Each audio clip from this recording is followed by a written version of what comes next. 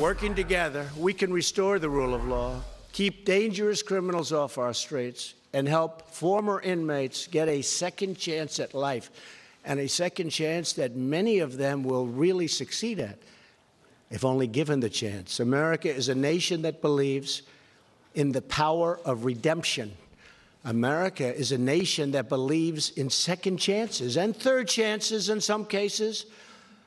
And I don't know, I guess even fourth chances. I don't know about that. All right, President Trump pushing criminal justice reform efforts earlier today at a White House summit, urging both sides of the political aisle to come together and help shrink the nation's prison population.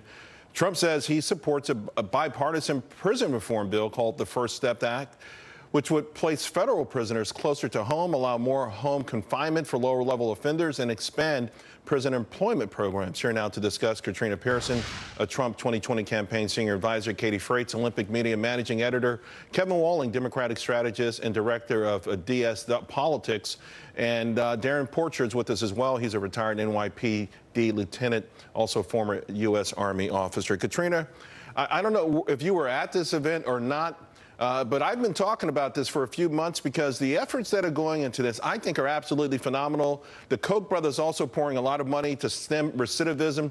What do you make of this effort? Well, I think this is a fantastic opportunity for the Trump administration to show exactly what they're about. And Charles, it's a first step. And as Jared Kushner and Van Jones and a lot of other people who were at the event today proved, that the Trump administration wants to do prison reform. And this is really about compassionate reforms along with giving individuals a second chance. Those who have committed a crime and done their time and want to be a contributor to society will have an opportunity.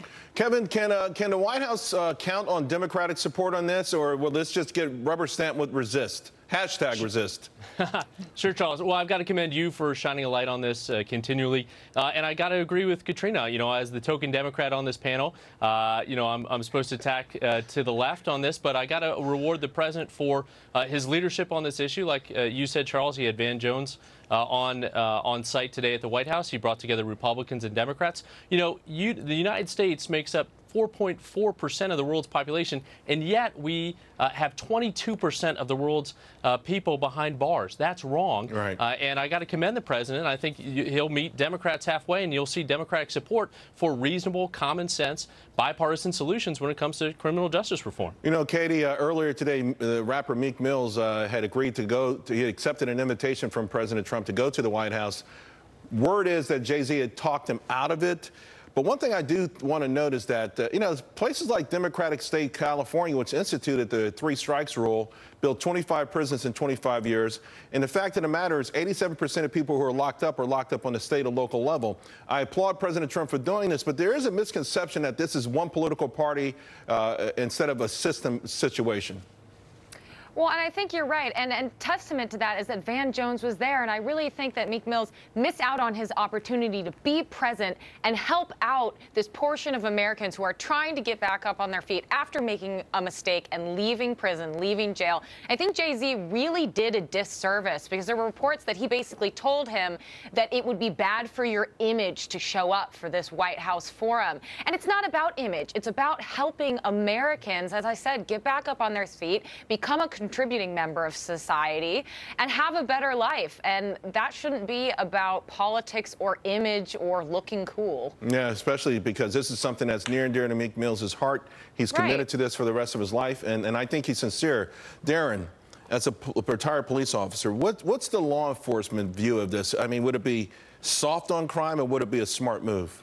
Well, the criminal justice system is bifurcated. As you mentioned earlier, the overwhelming majority of arrestees are in a state system, whereas the federal system has their own level, their own number of inmates. So it needs to be a bipartisan component that comes together on this, but we need to look specifically to the governors. The governors play a germane role in this because they're the people. From your point of view, from a police officer's point of view, are you okay with this, you know, with taking a more active role, perhaps, you know, trying to curb recidivism?